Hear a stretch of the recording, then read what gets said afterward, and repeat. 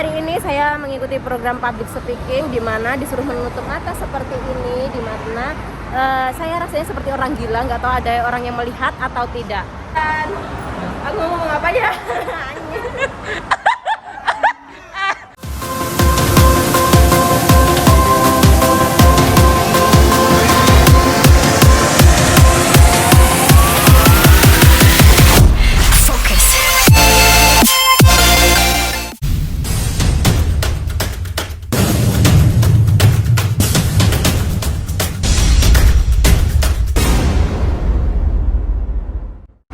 Siapa kalian? Public speaker? Terima kasih. Ini itu ada modalnya. Modal pertama adalah percaya diri. Modal kedua adalah yakin. Modal ketiga adalah musik teguh. Itu juga perlu. Seperti Mbak Sutradara sebelum adegan harus nulis naskah sama. Di public speaking juga kita butuh semua itu karena semuanya itu nggak bisa. Kalau misalkan kita lagi broadcast, biasanya kita lepas masker. Tuan rumah di program sharing asik, semoga makin asik. Iya, Mbak Eva. Siaran radio, Mbak Eva.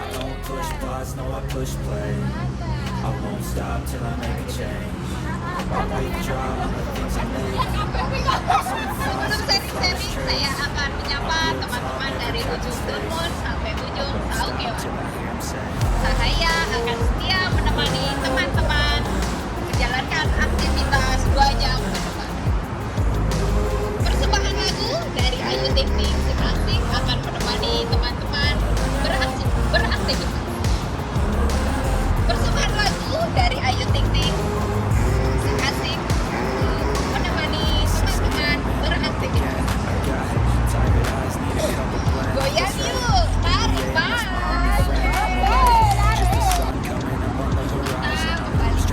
Jadi kita kembalikan lagi ke niat awal kita bekerja membangun ini dan bisa dikatakan gagal gitu. Jadi jangan sampai 1, 2, 3 udah langsung aja gitu ngomong apa lagi gitu, bajolan kek atau apa kek atau diselingin apa kek gitu. Intinya seperti itu aja sih, tapi itu udah bagus banget, temanya juga udah oke karena mungkin ya so far so good gitu. Jadi untuk penampilan keren ini udah keren gitu, tapi ada yang harus ditambahin, misalkan gesturnya, terus lebih menyapa penonton kayak gitu mungkin ya.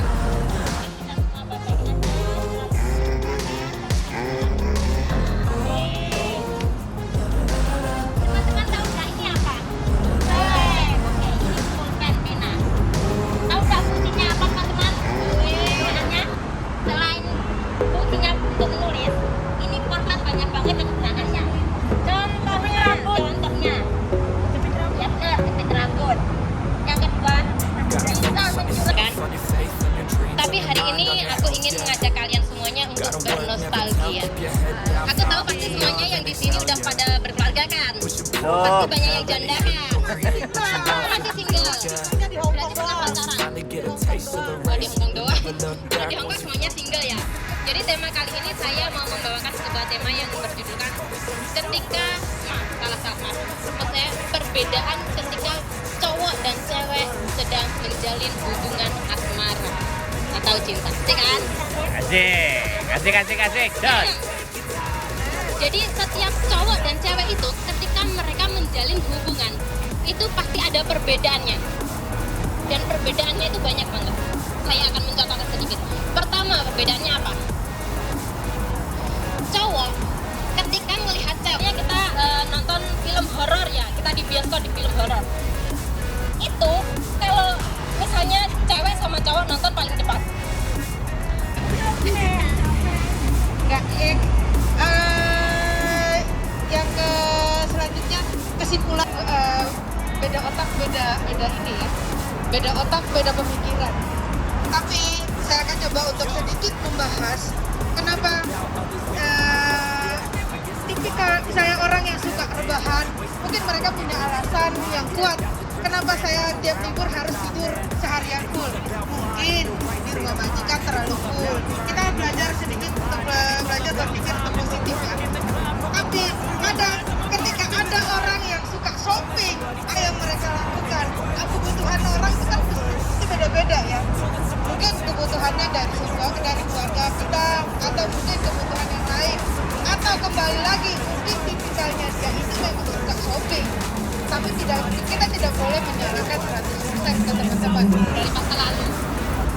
Tapi saya memilih yang apa ya, yang pengembangan diri, yang positif lah pokoknya ya.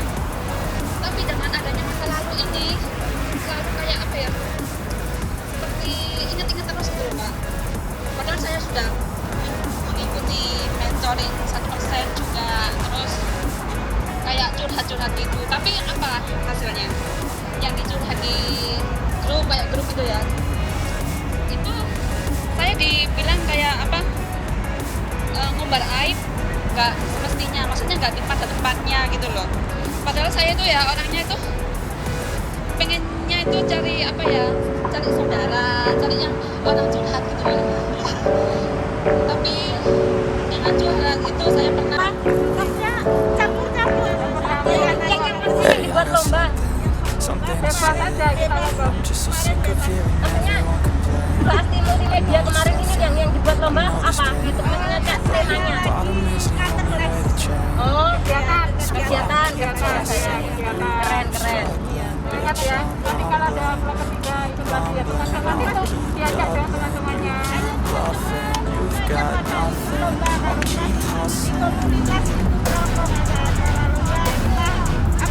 Hore!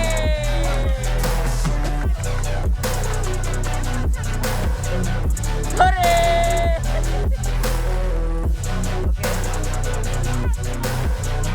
Oke, selamat.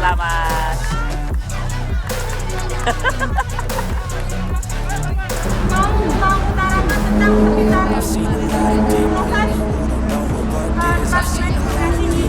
yang sangat penting bagi kita semua ya, dalam arti kita mengungsi dari awal sampai misalnya bagi TKW semuanya dari Indonesia walaupun dari Filipina, dari manapun berada, kan sampai di airport itu pastinya memiliki pihak imigrasi. Itu pun akan ngecek paspor sekalian dokumen-dokumen yang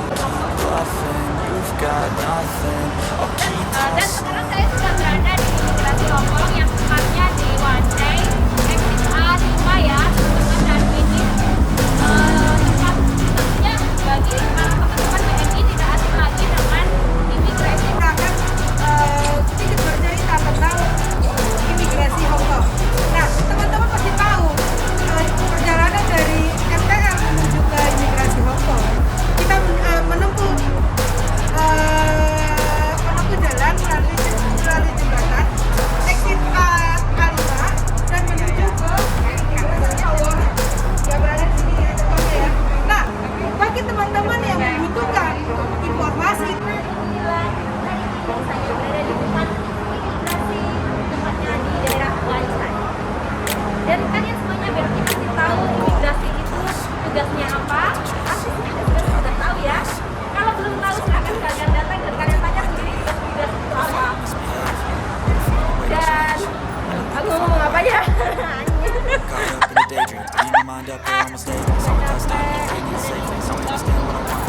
Udah banding pulang tapi juga nggak dihargai.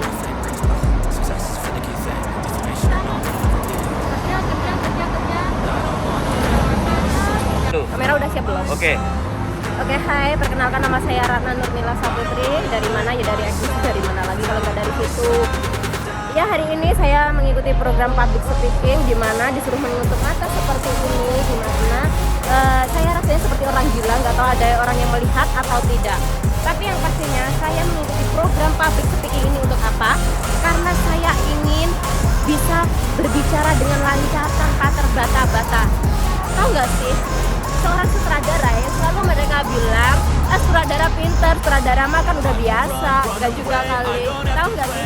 Aku mau ngomong yang perfect, yang secara teratur itu butuh proses yang lama banget, nggak semudah yang kalian bayangin, tahu nggak? Apalagi disuruh tutup mata seperti ini, aku tuh nggak suka. Tapi bagaimanapun juga tetap aku lakuin demi apa? Demi konten. Ya udah, gitu aja. Terima kasih. Assalamualaikum warahmatullahi wabarakatuh. Action. Bekerja jauh dari keluarga itu, ninggalin keluarga, aku dapat apa sih? Selama ini kerja selama 5 tahun, gonta-ganti negara, aku dapat apa sih? Tapi pada akhir-akhir ini, aku giat untuk belajar, modal untuk ke rumah, modal pulang ke rumah. Bukan uang yang aku bawa, tapi ilmu. Kedepannya rencananya pengen jadi ini, kayak orang yang berpenghasilan. Tapi pengen berpenghasilan yang besar. Meskipun kerjaannya tidak terlalu capek. Aku memang suka orangnya suka selfie, suka video-video. Ya, kenapa sih aku tidak bisa menghasilkan dari hobiku? Akhir-akhir ini aku gabung di komunitas YouTuber. Rencananya apa? Tujuannya apa? Ya, hanya untuk belajar bagaimana aku bisa pulang ke Indonesia menjadi YouTuber. Karena hobiku adalah selfie, foto-foto ataupun video-video. Pede banget sih, meskipun punya muka standar. Cuman yang jadi masalah, siap nggak menghadapi semuanya? Dengan jadi ibu rumah tangga, aku siap nggak keluar rumah hanya nyari konten, ataupun aku bisa di rumah sibuk dengan kontenku? Bisa nggak ya mengimbangi dengan kegiatan anak-anak yang sibuk sekolah, harus memperhatikan dia sekolah. Mau nggak mau aku harus siap, karena mereka butuh biaya untuk sekolah. Mereka butuh kebutuhan untuk membeli kebutuhannya setiap hari.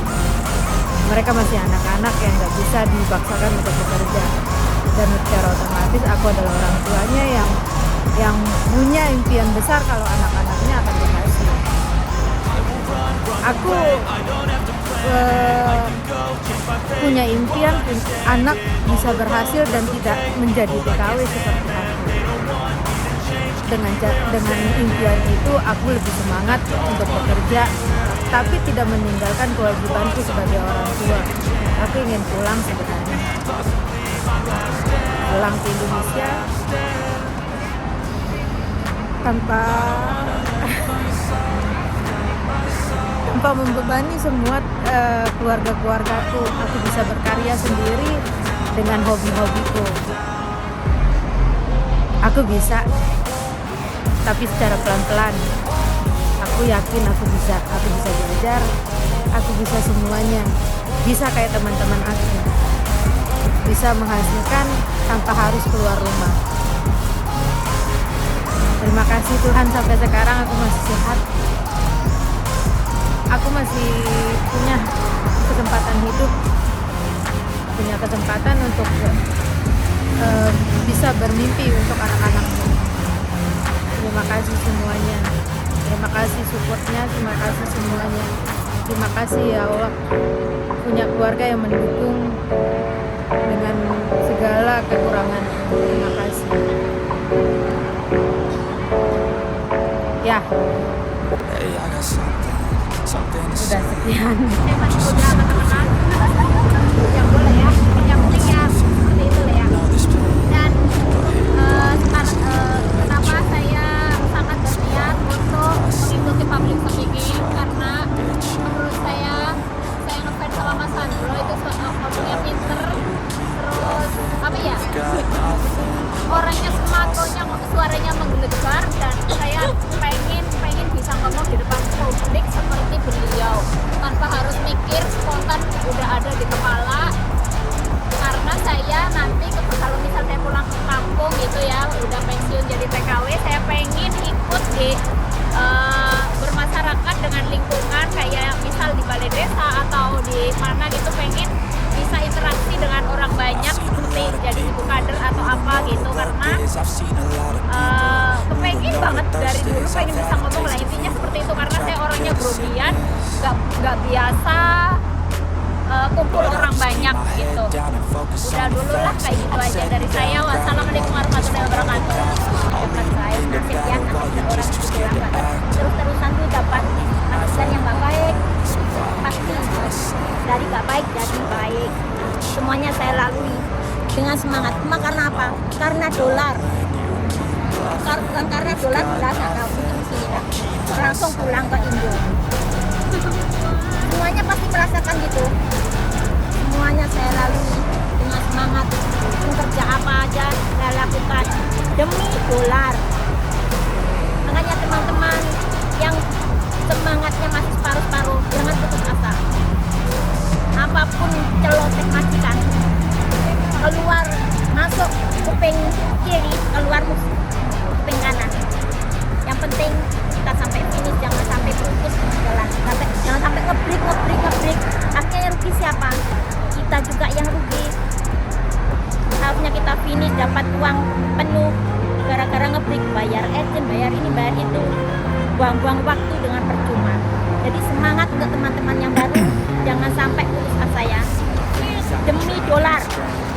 Semoga kita semua sukses sampai pulang Indo, bisa buka usaha sendiri, bukan cuma karena kita, juga memajukan negara kita. Jadi apapun ilmu yang kita dapat di sini, meskipun kerja kita juga cari ilmu di sini. Kita dapat ilmu di Indo, bisa membuka lapangan kerja.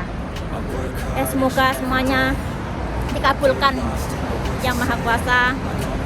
Akhir kata, wassalamualaikum warahmatullahi wabarakatuh. Oke. Hari ini aku sudah memutuskan untuk melupakan dan tidak akan mengingat-ingat lagi masa lalu yang menyakitkan, dan tentu saja hari ini saya memutuskan untuk membuat hidup saya menjadi yang lebih baik dari sebelumnya. Dan aku kesikis mas. Oke. Siapa kalian? Public speaker? Terima kasih.